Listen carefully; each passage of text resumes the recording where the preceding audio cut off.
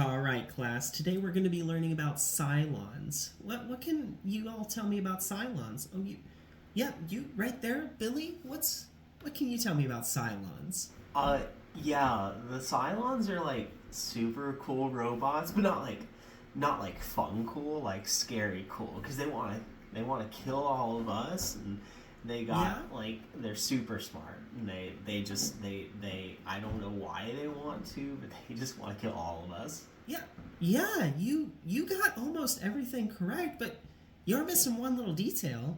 Oh, Yeah, oh, no, it's actually a really important detail. It's like the driving thing yeah, about Cylons. Little Billy, they're randy. what? Yeah, they're super randy. Just all the time. It's like the main thing. I They always want to get it on. I don't Almost more than they understand. want to kill everyone in humanity. Really? First they want to boink them, then they want to kill them all. Can you believe that, Billy? That's I exactly don't what like they it. want to do. They're That's robots. What exactly do they all they do? want to I do, it don't like seems like. that. Billy, why are you crying? This is on the test, Billy. You better remember it. Billy, it's on the test. Battlestar Galactica is a 2004 science fiction series where mankind has 12 colonies until the Cylons attack and just try to wipe out humanity. Does it hold up though? 19 years later? We're going to find out bit by bit because I've actually never seen it. I've intended to, fully, but why I waited 19 years, I couldn't tell you, but it gives me an excuse to deep dive it years after it's ended. There's been spin-offs, a whole bunch of things. Some people's careers were entirely launched off this sucker. I saw Katie Sackhoff in her one uniform that she's in this show years ago in The Big Bang Theory, of all things. Twice, I'm pretty sure, because Howard was oddly obsessed with her. And so now I'm going to see if I have every reason to be obsessed with her too. I am going to be watching it bit by bit. I've actually just now gotten ready to start watching the first season, so let's go do that. Okay.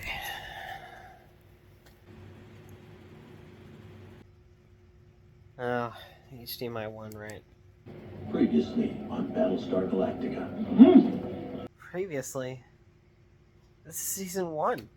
So I guess that there's actually a miniseries that came out as a precursor to this. It's considered kind of a season 0 of Battlestar Galactica, which is kind of ironic because there's already more Battlestar Galactica before it. I'm not going to go back to the 1970s one and watch it, so I can't tell you if this is a direct sequel or if it's a remake, what the situation is there. However, this season 0 is in fact a precursor to season 1, so I'm going to go watch that.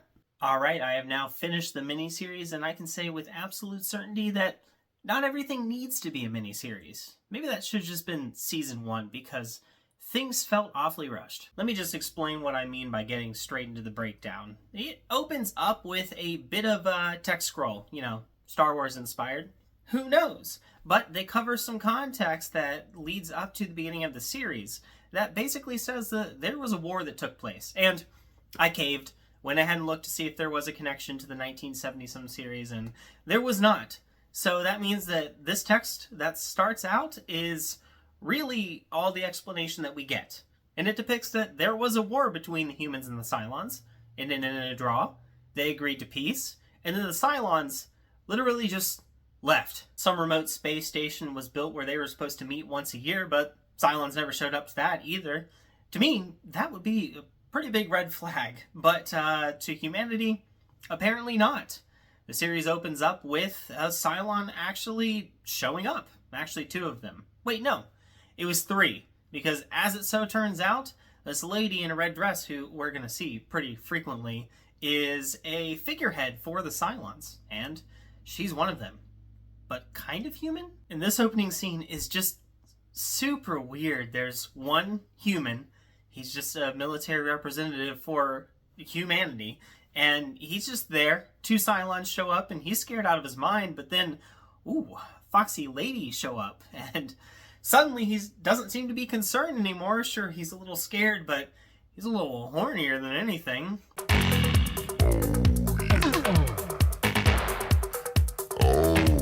Bro, this is weird, right? Quiet, I'm trying to watch. They say the way to a man's heart is through his stomach, but Cylons cracked the code. It's through the Anyway, this is the way that Cylons declare war. They blow up the station, which is in a remote location that no one knows about.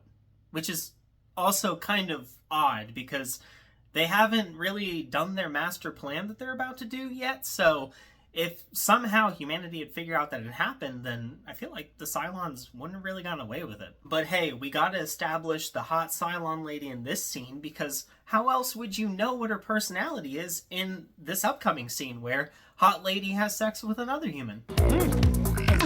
Meet Gaius, a dude that's apparently as randy as he is intelligent. A lot of his technology has been implemented into humanity's defense systems. From nukes to the ships themselves, it's all there. So you can kind of guess where this is going. We move on to the Battlestar known as Galactica. Whoa, name dropping the show this early. Good stuff. We see some walks through the corridors where Katie Sackhoff's character is introduced, jogging around. No wonder why people take a liking.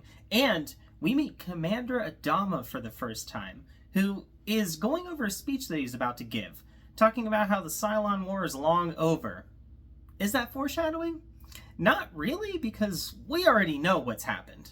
We know that base already blew up, but he doesn't know that yet, until about 20 seconds later. The one from Fleet Headquarters there, sir. Courier officers over to you coming back from Armistice Station. They've asked for a full status report on all FTL capable ships, just in case they need somebody to jump out there today, see if his ship has any mechanical problems. I think we're a little bit busy today, wouldn't you say so, Lieutenant? Good job, bud. Real upstanding stuff. Now, this is one thing that I kind of have to criticize. I don't know why they put this scene in at all, because Adama is kind of built up to be a very competent commander.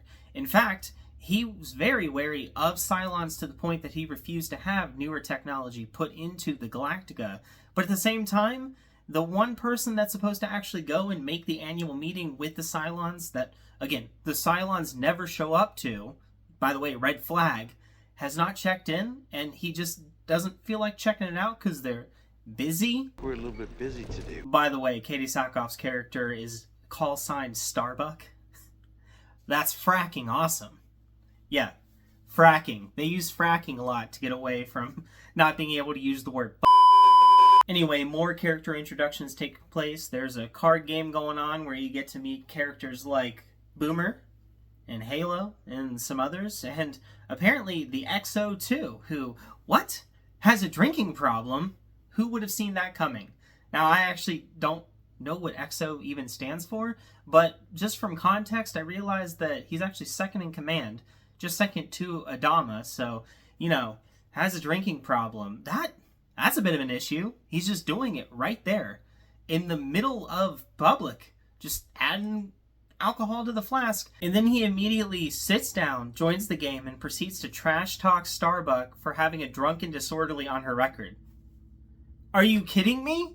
You're a literal alcoholic. What? Starbuck. Where'd you get that nickname anyway? Is that before you were thrown in the brink as a cadet for drunken disorderly, or after? 12 seconds later. Woo!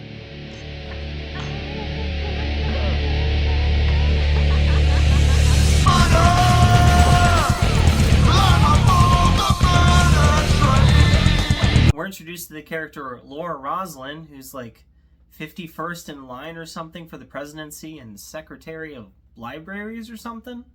Anyway, she gets diagnosed with cancer. That sucks. We get to see characters like Adama's estranged son with the call sign Apollo show up. He's apparently going to be leading things, and he gets to do it in his dad's old ship, which he is just not the slightest bit enthusiastic of. I don't see how it's possible, but no one seems to be aware of the fact that he does not like his dad.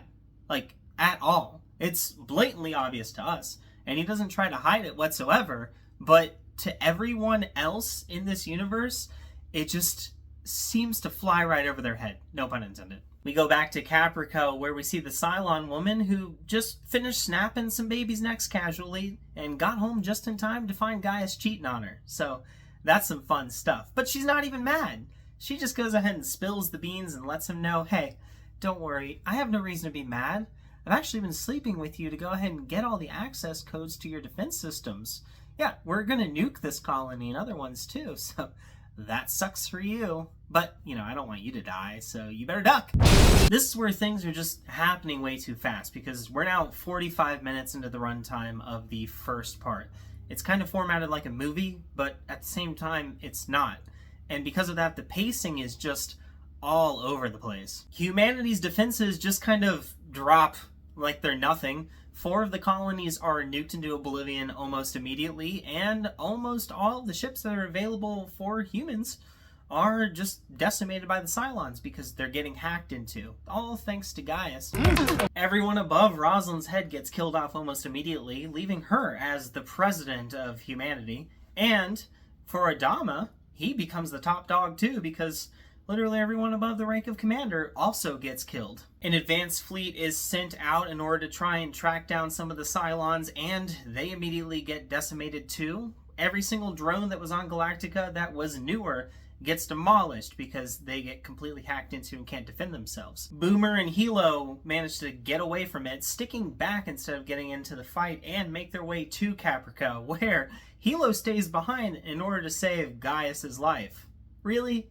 Gaius of all people? Come on. Oh, brother, this guy stinks! The Galactica gets into a conflict of its own, where a lot of its own crew members get killed thanks to the decision of the XO, who is sobered up just in time in order to make the tough call. This, however, does tick off the crew chief Tyrol, but Adama's having none of it. He lets him know, you know what, I would have done it too. In fact, I would have killed 10 times as many of your crew members. Just kidding.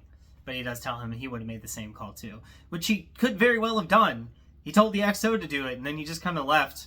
And so I don't get why he didn't just make the call to begin with. I mean, the XO is very much not liked because, again, he's publicly just a raging alcoholic.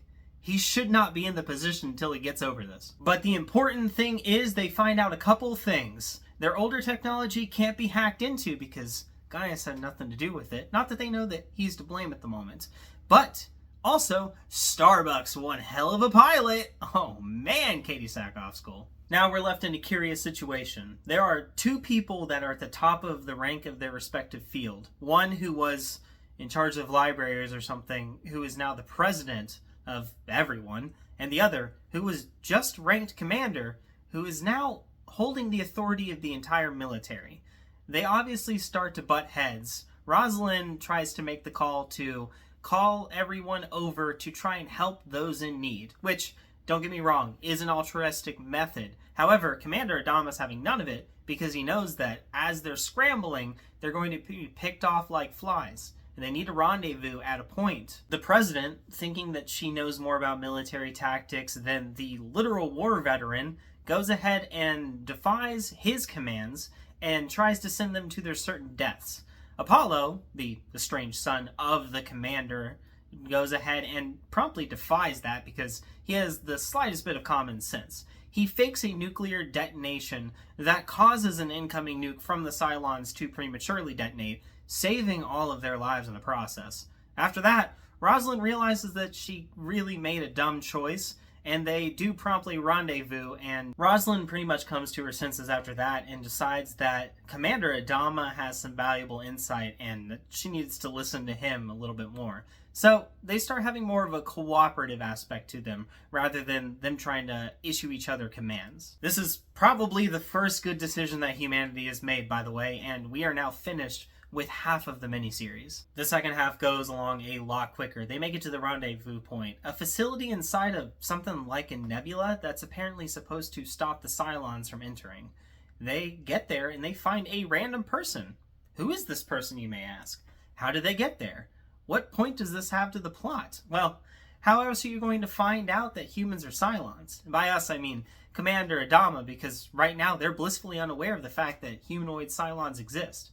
Except for Gaius, of course, but he's too busy getting it on with the hallucination of a Cylon in order to say anything. What I want most of all is for you to love me.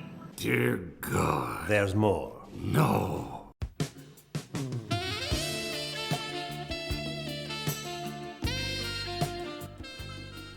Yeah, that's right. Gaius is quite literally having hallucinations while he's sitting 3 feet away from the president and just basically trying to have sex with her, kind of. It's very up in the air. It kind of comes off as him hallucinating, but really, it's not. It seems like he's actually communicating with her, and she's saying some wonky stuff. She's talking about how it's all like God's plan and stuff about babies and all that, which she needs to get her mind off babies, okay? She doesn't do well around babies, everyone. We've all learned that. Anyway, the guy that was in the facility all by himself, he's a little sicky-wicky, and he accidentally gets him and Adama trapped, and they have to find some alternate way out by themselves. Absolutely no backup. He's getting a little sicker, and, you know, it's kind of obvious something's not great because he's saying it's allergies, but it's not allergies, man. Adama's smelling that crap a mile away. And somehow, even though they've never encountered human Cylons, he just immediately calls it out. He's just like, brother, I know you're one of them there Cylon folk, and I'm gonna kill you. And then they get into a fight, and the old dude can really bring it. He's evidently kept himself in shape, because he beats the ever-living crap out of that dude.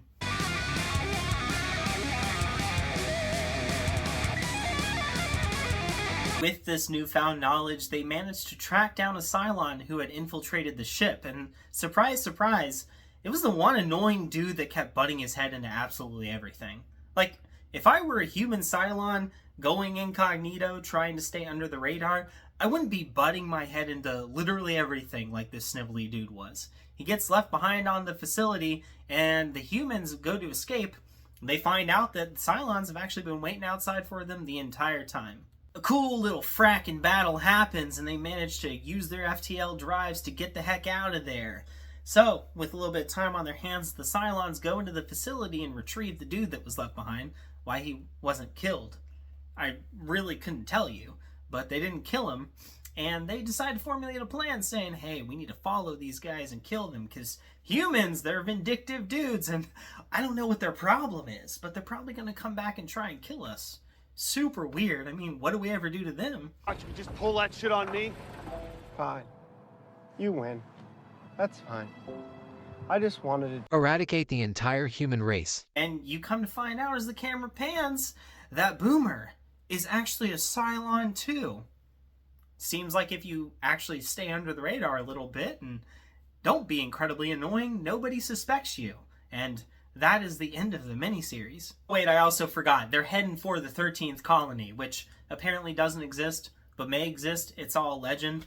Commander Adama gives like a little pep talk and tells them, I know the location of the 13th fleet, and we're going there. And he's immediately called out on it in closed doors and admits, no, there's no actual 13th fleet. We're just kind of winging this. But there's one big problem with that. They specify, like they really go into detail about it, that 4 colonies have been nuked. And there's 12 of them. What about the other 8? There's 8. There's 8 of them, guys. 8 colonies that apparently have not been nuked yet. Are they fine? You have FTL drives, you can get to places pretty quickly, I think. They're not so far out, right? They don't explain it. And that's the problem. With the miniseries, it's about 3 hours in runtime, 2 short feature-length film-esque things, but they're not formatted like that whatsoever, and they just don't explain a lot. Oh, one more last-minute thing, too. I just gotta say, thank goodness all those Cylon human operative things that had integrated themselves so well into society that they were fighter pilots on the Battlestar Galactica itself. I gotta say, thank goodness they just decided to keep the whole decommission thing a secret. Because if they had waited literally one day, the Battlestar Galactica would have been decommissioned and not around to immediately jump into action. So, good on them for keeping it fair. I just don't get why they didn't just say all 12 of the colonies were nuked. Just seems a little weird to me. Maybe I'm nitpicking. Maybe the other 8 colonies are actually just fine and they're overreacting a little bit. I guess that's something we're going to have to figure out in Season 1, which we're going to cover in the next video. So leave a like and subscribe, guys, because I definitely enjoyed making this. And I will catch you all in the next one for sure. Next time on Battlestar Galactica. But every woman has her beauty, her feminine charms that are hers and hers alone. Doctor. in my pants. This really never happens, you can take my word.